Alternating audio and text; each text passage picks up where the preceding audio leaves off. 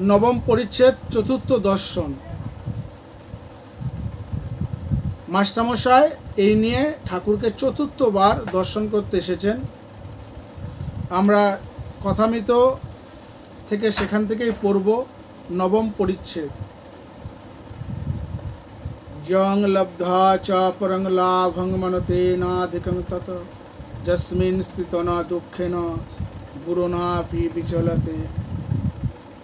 নরেন্দ্র ভবনাথ প্রভৃতির সঙ্গে আনন্দ করছেন ঠাকুর। সেই সময় মাস্টারমশাই ছুটি পেয়ে চলে এসেছেন, বাড়িতে থাকতে পারছেন না। কাকে যেন দেখেছেন, তিনি ভুলতে পারছেন না। তার সুমধুর কথা, সহাস্য বদন, তিনি ভুলতে পারছেন না, বাড়িতে কিছুই থাকতে পারছেন না, তাই চলে এসেছেন। সেখান থেকে পড়ি একটু। তাহার পরের দিনও ছুটি ছিল। বেলা ৩টার সময় মাস্টার আবার আসিয়া উপস্থিত।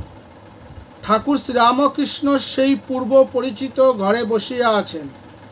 মেঝেতে মাদুর পাতা, সেখানে নরেন্দ্র ভবনাথ আরও একজন বসিয়া আছেন। কয়েকটি ছোকরা, ১৯-২০ বৎসর বয়স।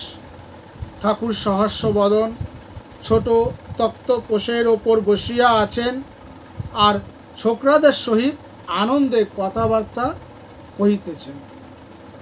মাস্টার ঘরে প্রবেশ করিতেছেন দেখিয়াই ঠাকুর উচ্চ হাস্য করিয়া ছোকরাদের বলিয়া উঠিলেন, ওই রে আবার এসেছে বলিয়াই হাস্য। সকলে হাসিতে লাগিল। মাস্টার আসিয়া ভূমিষ্ঠ হইয়া প্রণাম করিয়া বসিলেন। আগে হাত জোর করিয়া দাঁড়াইয়া প্রণাম করিতেন, ইংরেজি পড়া লোকেরা যেমন করে, কিন্তু আজ তিনি ভূমিষ্ঠ হইয়া প্রণাম করিতে শিখিয়া আছেন। তিনি আসন গ্রহণ করিলে ঠাকুর শ্রীরামকৃষ্ণ কেন হাসিতেছিলেন তাহাই নরেন্দ্রাদি ভক্তদের বুঝাইয়া দিতেছেন। দেখ, একটা ময়ূরকে বেলা ৪টার সময় আফিম খাইয়ে দিছিল। তার পরদিন ঠিক ৪টার সময় ময়ূরটা উপস্থিত, আফিমের মৌতাদ ধরেছিল। ঠিক সময়ে আফিম খেতে এসেছে। সকলের হাস্য। মাস্টারমশাইকে উদ্দেশ্য করে বলছে, কেননা মাস্টারমশাইয়ের সেই ঠাকুরের কথামিততে, তার সহাস্য বদনে তারও নেশা হয়ে গেছে। তাই ঠাকুর এখানে সেই ময়ূরেরকে আফিম খানোর সেই একটা উদাহরণ দিলেন। মাস্টার মনে মনে ভাবিতেছেন, ইনি ঠিক কথাই বলিতেছেন। বাড়িতে যাই, কিন্তু দিবানিশি ইহার দিকে মন পড়িয়া থাকে। কখন দেখিব। এখানে কে যেন টেনে আনলো। মনে করলে অন্য জায়গায় যাবার জো নাই, এখানে আসতেই হবে। এইরূপ ভাবিতেছেন ঠাকুর। এদিকে ছোকরাগুলির সহিত অনেক ফাস্টিনাস্টি করিতে লাগিলেন, যেন তারা সমবয়স্ক। হাসির লহরী উঠিতে লাগিল, যেন আনন্দের হাট বসিয়াছে। মাস্টার অবাক হইয়া এই অদ্ভুত চরিত্র দেখিতেছেন। ভাবিতেছেন, ইহারে কি পূর্বদিনের সমাধি ও অদৃষ্টপূর্ব প্রেমানন্দ দেখিয়াছিলাম? সেই ব্যক্তি কি আজ প্রাকৃত লোকের ন্যায় ব্যবহার করিতেছেন? ইনি কি আমায় প্রথম দিনে উপদেশ দিবার সময় তিরস্কার করিয়াছিলেন? ইনি কি আমায় তুমি কি জ্ঞানী বলিয়াছিলেন? ইনি কি সাকার নিরাকার দুই সত্য বলেছিলেন? ইনি কি আমায় বলেছিলেন যে ঈশ্বরই সত্য আর সংসারে সমস্তই অনিত্য? ইনি কি আমায় সংসারে দাসীর মতো থাকতে বলেছিলেন? ঠাকুর শ্রীরামকৃষ্ণ আনন্দ করিতেছেন ও মাস্টারকে একবার দেখিতেছেন। দেখিলেন তিনি অবাক হইয়া বসিয়া আছেন। তখন রামলালকে সম্বোধন করিয়া বলিলেন, দেখ, এর একটু উমের বেশি কিনা, তাই একটু গম্ভীর। এরা এত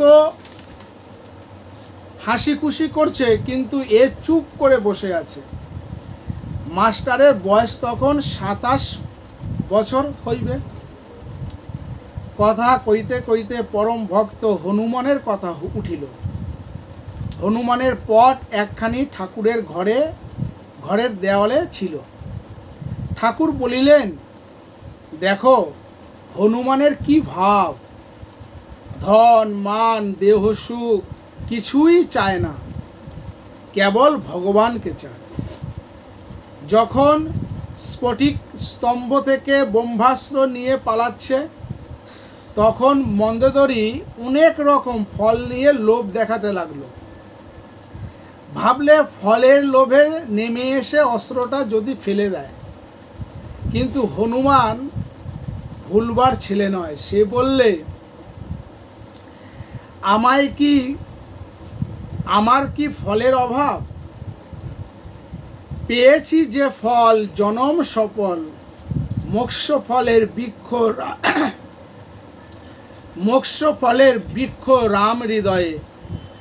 শ্রীরাম কল্পতরুমূলে বসে রই, যখন যে ফল বাঞ্ছা সেই ফল প্রাপ্ত হই।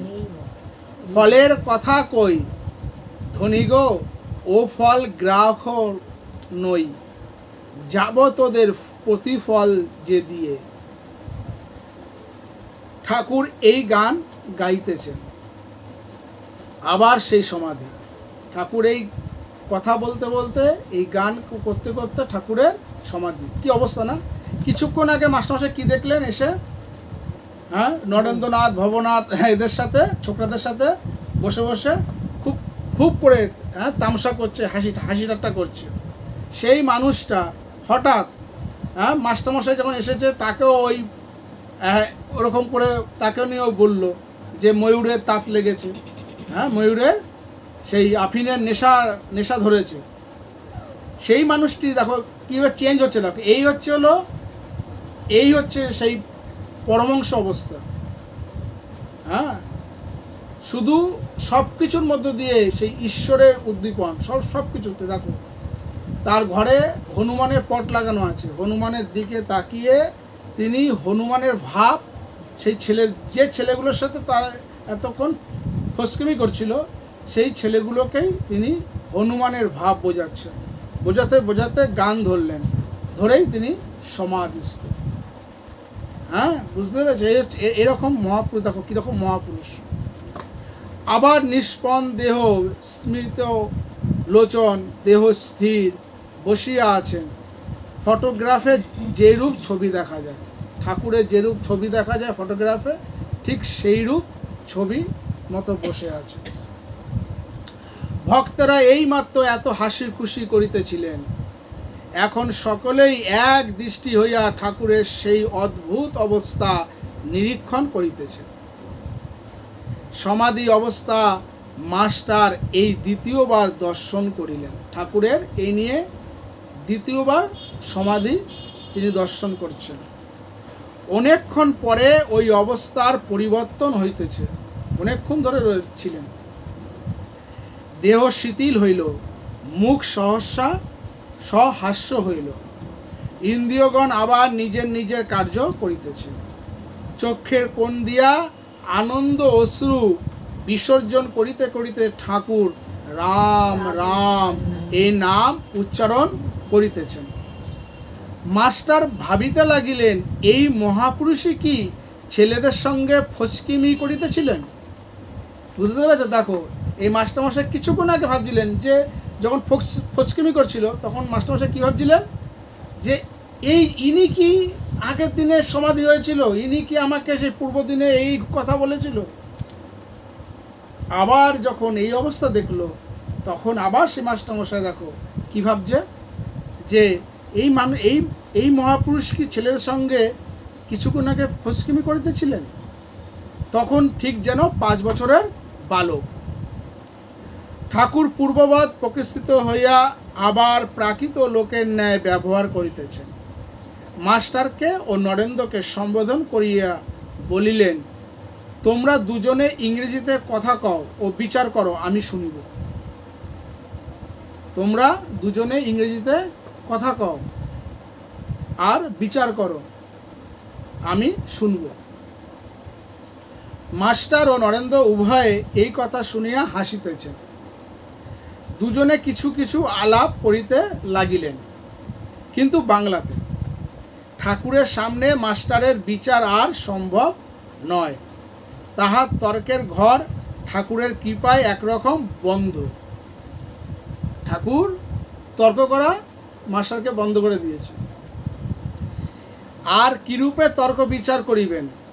ঠাকুর আর একবার জিদ করিলেন, কিন্তু ইংরেজিতে তর্ক করা হইল না। দশম পরিচ্ছেদ।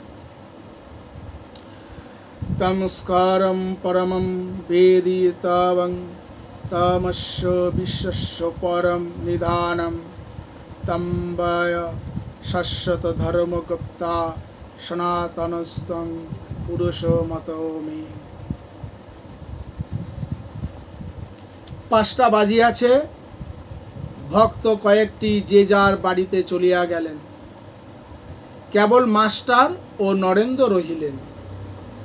নরেন্দ্র গাড়ু লইয়া হাঁসপুকুরে ও ঝাউতলার দিকে মুখ ধুইতে গেলেন। মাস্টার ঠাকুর বাড়ির এদিক ওদিক পায়চারি করিতেছেন। কিয়ৎক্ষণ পরে কুঠির কাছ দিয়া হাঁসপুকুরের দিকে আসিতে লাগিলেন।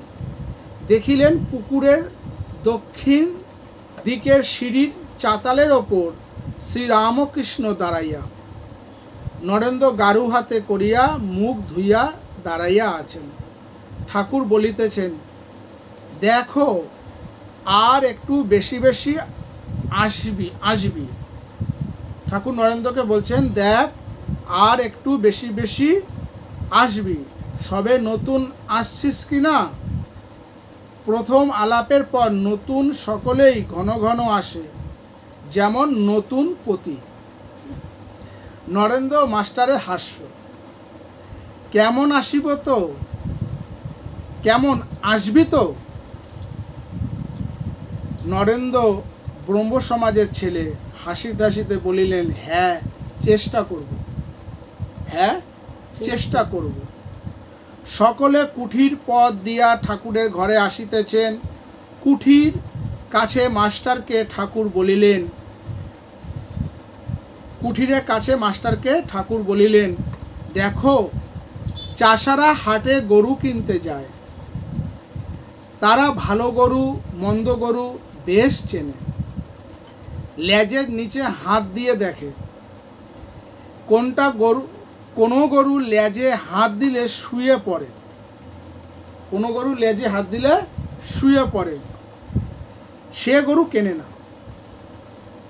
যে গরু লেজে হাত দিলে তিরিং মিরিং করে লাফিয়ে ওঠে, সেই গরুকেই পছন্দ করে। নরেন্দ্র সেই গরুর জাত, ভিতরে খুব তেজ। এই বলিয়া ঠাকুর হাসিতেছে। আবার কেউ কেউ লোক আছে যেন চিড়ের ফলার, আট নাই জোর নাই, ভ্যাদ ভ্যাদ করছে। সন্ধ্যা হইল। ঠাকুর ঈশ্বর চিন্তা করিতেছেন। মাস্টারকে বলিলেন, তুমি নরেন্দ্রের সঙ্গে আলাপ করোগে, আমায় বলবে কীরকম ছেলে। সন্ধ্যা হলো, ঠাকুর ঈশ্বর চিন্তা করিতেছেন। এই জায়গাটা খুব ধরার বিষয় রয়েছে যে ঠাকুর একজন মহাপুরুষ। তিনি পরমহংস হয়ে অবস্থা লাভ করেছেন, নির্বিকল্প সমাধি লাভ হয়ে গেছে, মাকে মাতাকে দর্শন করেছেন এবং আরও সব সাধনা, বিভিন্ন পথ থেকে সব সাধনা করা কমপ্লিট। এহেন মহাপুরুষ সন্দেহ হয়েছে, সে কি করছে? ঈশ্বর চিন্তা করছে। এ কিন্তু অন্য কিছু করে টাইম পাস করছে না। এই জায়গাটা আমাদের ধরার বিষয় যে এনার ঠিক এই যে এনার যে সব ঠিক হয়েছে, কেন? ঈশ্বর লাভ করেছে। যিনি ঈশ্বর লাভ করবেন, ঈশ্বর চিন্তা করবেন না তো বই অন্য কিছু করবেন। তিনি সন্ধ্যা হয়েছেন, তিনি কিন্তু টিভি চালিয়ে খেলা দেখতে বসেনি, তিনি কিন্তু দুনিয়ার খবর চালিয়ে বসেনি, বুঝতে পেরেছ? ঠাকুর শ্রীরামকৃষ্ণের এই জায়গাটা খুব ইম্পর্টেন্ট, আমরা যদি ভালো করে দেখি। তাই আমাদের যদি ঠিক ঠিক ঈশ্বর লাভ হয়, আমাদের এই জায়গাটায় অটোমেটিক হবে যে সন্ধে হবে আমরা অটোমেটিক ঈশ্বর চিন্তা করব। যতক্ষণ না আমাদের ঈশ্বর লাভ হচ্ছে ততক্ষণ অটোমেটিক এরকম ঈশ্বর চিন্তা হবে না। যেমন ঘড়িতে একটা ব্যাটারি লাগিয়ে দাও, দেখবে কাঁটাগুলো ঠিক ঠিক আবার ঘোরা শুরু করে দেবে। যদি টাইম মিলিয়ে দাও সে টাইম অনুযায়ী, কিন্তু যেভাবে দাও না কেন ও কিন্তু ঘোড়ার ব্যাটারি লাগানোর সঙ্গে সঙ্গে ঘড়ি যদি ঠিকঠাক ঘড়ি ভালো ঘড়ি হয়, নষ্ট ঘড়ি না, তাহলে কিন্তু ও ঘোড়া কাজ শুরু করে দেবে। ঠিক তেমনি ঈশ্বর লাভ যার হয়েছে তার এইখানেই দেখো প্রমাণ। সন্ধ্যা হইল ঠাকুর ঈশ্বর চিন্তা করিতেছে। আর আমরা সন্ধ্যা হলে কি করি? আমরা সংসারের যাবতীয় চিন্তা করি। সন্ধ্যা কেন, উষার গোধূলি সবসময় আমরা অন্য কেউ চিন্তা করি। আরতি হইয়া গেল। মাস্টার অনেকক্ষণ পরে চাঁদনির পশ্চিম ধারে নরেন্দ্রকে দেখিতে পাইলেন। পরস্পর আলাপ হইতে লাগিল। নরেন্দ্র বলিলেন, আমি সাধারণ ব্রহ্ম সমাজের, কলেজে পড়াইতেছি ইত্যাদি। ঠাকুর বলেছে যে তোমরা দুজনে বসে আলাপ করো গে, আমায় বলবে কীরকম ছেলে। মাস্টারমশাইকে বলছে। ঠাকুর তো তার আগে তো নরেন্দ্রকে বুঝেই ফেলেছেন সব কিছু, কিন্তু মাস্টারকে অ্যাকচুয়ালি মাস্টারমশাইয়ের সাথে নরেন্দ্রর ভাবটা জমানোর জন্য এইরূপ করা। মাস্টারমশাই যাতে বুঝতে পারে যে নরেন্দ্র খারাপ ছেলে নয়, জগতের ছেলে নয়, এই ঈশ্বর লাভের জন্যই ঠাকুরের কাছে এসেছে। বোঝা গেল? এই জন্যই ঠাকুর নরেন্দ্রকে বলল যে তুমি ওর সাথে একটু আলাপ করো, আমায় এসে বলবে কীরম ছেলে। ঠাকুর কি জানে না নরেন্দ্র কীরম ছেলে? তার আগেই তো ওখানে বলে দিল যে যে গরু লেজে হাত দিলে তিরিং বিরিং করে লাফায় সেই গরু মানুষ কেনে। নরেন্দ্র সেরকম খুব তেজ। তাহলে আবার কেন মাস্টারকে বলবে? মাস্টারকে বললো এই কারণেই যে যাতে মাস্টার নরেন্দ্রকে ঠিক ঠিক বুঝে নেয়। রাত হইয়াছে, মাস্টার এইবার বিদায় গ্রহণ করিবেন, কিন্তু যাইতে আর পারিতেছেন না। কি অবস্থা! তাই নরেন্দ্রের নিকট হইতে আসিয়া ঠাকুর শ্রীরামকৃষ্ণকে খুঁজিতে লাগিলেন। তাহার গান শুনিয়া হৃদয় মন মুগ্ধ হইয়াছে। বড় সাধ যে আবার তার শ্রীমুখে গান শুনিতে পান। খুঁজিতে খুঁজিতে দেখিলেন মা কালীর মন্দিরের সম্মুখে নাট মন্দিরের মধ্যে একাকী ঠাকুর পদচারণ করিতেছে।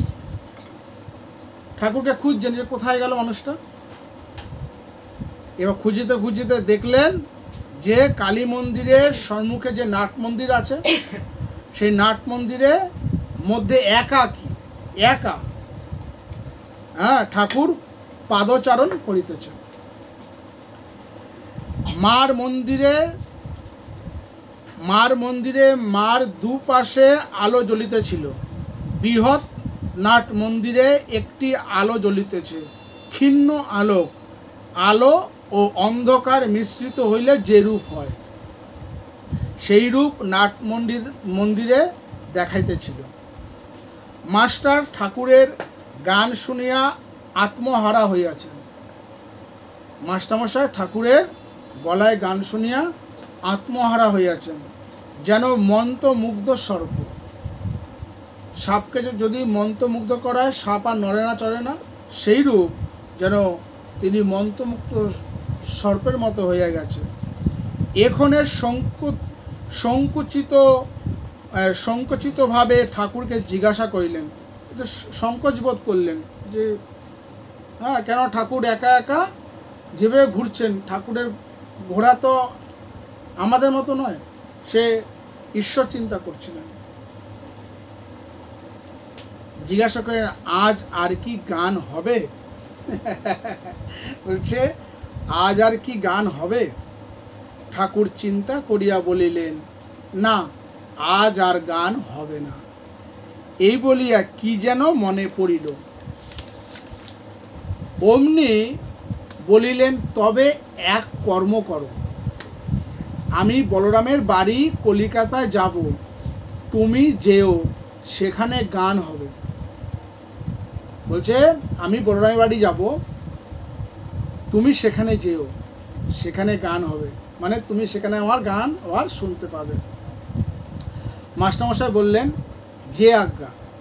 ঠাকুর শ্রীরামকৃষ্ণ বলছেন, তুমি জানো বলরাম বসু? ঠাকুর বলছেন যে তুমি কি জানো বলরাম বসু কে? মাস্টারমশাই বলছে, আজ্ঞে না। ঠাকুর শ্রীরামকৃষ্ণ বলছেন, বলরাম বসু বোসপাড়ায় বাড়ি।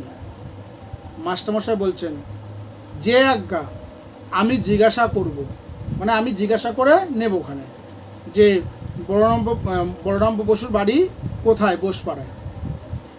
ঠাকুর শ্রীরামকৃষ্ণ মাস্টারের সঙ্গে নাট মন্দিরে বেড়াতে বেড়াতে, দুজনেই বেড়াচ্ছে। আচ্ছা, তোমায় একটা কথা জিজ্ঞাসা করি, আমাকে তোমার কি বোধ হয়? ঠাকুর মাস্টারমশাইকে জিজ্ঞাসা করছেন যে আমাকে তোমার কি বোধ হয়? মাস্টারমশাই চুপ করিয়া আছেন। ঠাকুর আবার বলিতেছেন, তোমার কি বোধ হয়? আমার ক আনা জ্ঞান হয়েছে। ঠাকুর মাস্টারমশাই বলছে, আমার কয় আনা জ্ঞান হয়েছে। কি অদ্ভুত না? আমরা যদি 2 পৃষ্ঠা যদি একটু বেদান্তের কয়েকটা কথা যদি আমরা পড়ে নিই, বেদান্ত কোনো বই থেকে কয়েকটা যদি গীতার শ্লোক মুখস্থ করে ফেলি, আমরা ভাবি কি নিজেদের বিরাট বড় জ্ঞানী হয়ে গেছি না, আমরা ব্রহ্মজ্ঞানী হয়ে গেছি না, এরকম আমাদের ভাবে অবস্থা। আর ঠাকুর জিজ্ঞাসা করছেন যে আমার কয় আনা জ্ঞান হয়েছে। মাস্টারমশাই বলছেন, আনা এ কথা বুঝতে পারছি না, তবে এইরূপ জ্ঞান বা প্রেম ভক্তি বা বিশ্বাস বা বৈরাগ্য বা উদার ভাব কখনো কোথাও দেখি নাই। মাস্টারমশাই কি বললেন? দারুণ কথা বললেন। বলছেন, আনা এ কথা বুঝতে পারছি না, যে ক আনা হয়েছে এটা বুঝতে পারছি না, কিন্তু এইরূপ জ্ঞান, ঠাকুরের মধ্যে যে জ্ঞান ছিল, যে জ্ঞান আর যে প্রেম ভক্তি, ঈশ্বরের প্রতি যে প্রেম ভক্তি বা বিশ্বাস, ঈশ্বরের প্রতি যে বিশ্বাস, বৈরাগ্য, একজন সাধুর সবচেয়ে বড় জিনিস হচ্ছে বৈরাগ্য আর উদার ভাব, তিনি কখনো কোথাও দেখে নাই। ঠাকুর শ্রীরামকৃষ্ণ হাসিতে লাগিলেন। এইরূপ কথাবার্তার পর মাস্টার প্রণাম করিয়া বিদায় গ্রহণ করিলেন। সদর ফটক পর্যন্ত আসিয়া আবার কি মনে পড়িল, অমনি ফিরিলেন। আবার নাট মন্দিরে ঠাকুর শ্রীরামকৃষ্ণের কাছে আসিয়া উপস্থিত। ঠাকুর সেই ক্ষীণা আলোকের মধ্যে একাকী পাদচারণ করিতেছেন, একাকী, নিঃসঙ্গ।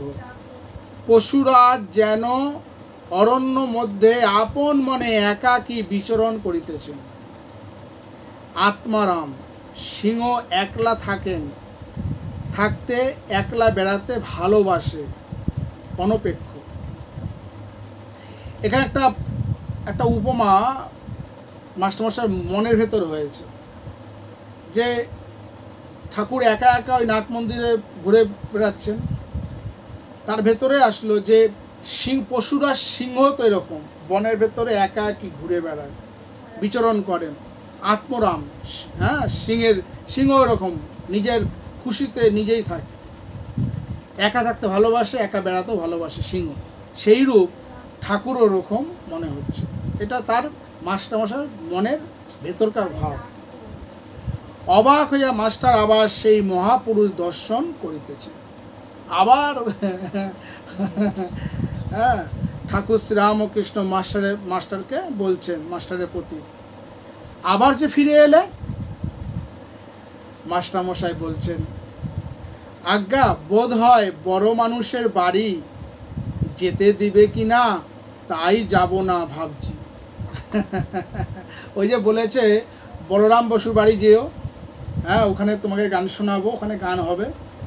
এবার যেতে যেতে যেটা হয়, একটা সাধারণ মানুষের প্রথম প্রথম যাতায়াত করছে তো, সবাইকে এখনও মাস্টারমশাই চিনে উঠতে পারেনি, তাই তিনি শুনলেন যে ওরকম একটা বড় লোকের বাড়ি, তা আমি যাব, আমার চেনে না, আমিও চিনি না, হ্যাঁ যদি ঢুকতে না দেয়, তাই বলছেন যে ভাবছি যাব না। হ্যাঁ এখানেই এসে আপনার সঙ্গে দেখা করব। বলছে ঠিক আছে, এখানে এসে আপনার সাথে দেখা করব। একটু লজ্জাবোধ, একটু ইতস্তত বোধ করছেন। ঠাকুর শ্রীরামকৃষ্ণ, না গো তা কেন, তুমি আমার নাম করবে। ঠাকুর বলছেন তুমি আমার নাম করবে, বলবে তার কাছে যাব, তাহলেই কেউ আমার কাছে নিয়ে আসবে, তাহলেই কেউ আমার কাছে নিয়ে আসবে। মাস্টারমশাই, এবার মাস্টারমশাই একটু স্বস্তি পেলেন। মাস্টারমশাই বলছেন যে আজ্ঞা বলিয়া আবার প্রণাম করিয়া বিদায় লইলেন। আজ এতটা থাক। হ্যাঁ তোর শরীরটা ভালো না, থাক। ওম হরি ওম তৎসৎ, হরি ওম তৎসৎ, হরি ওম তৎসৎ। জয় শ্রী শ্রী গুরু महाराज जी की जय, जय महामाय की जय, जय भगवान श्री राम कृष्ण देव की जय, जय स्वामी जी महाराज जी की जय, जय गंगा माय की जय, जय काली माय की जय, जय राजा महाराज जी की जय। নাম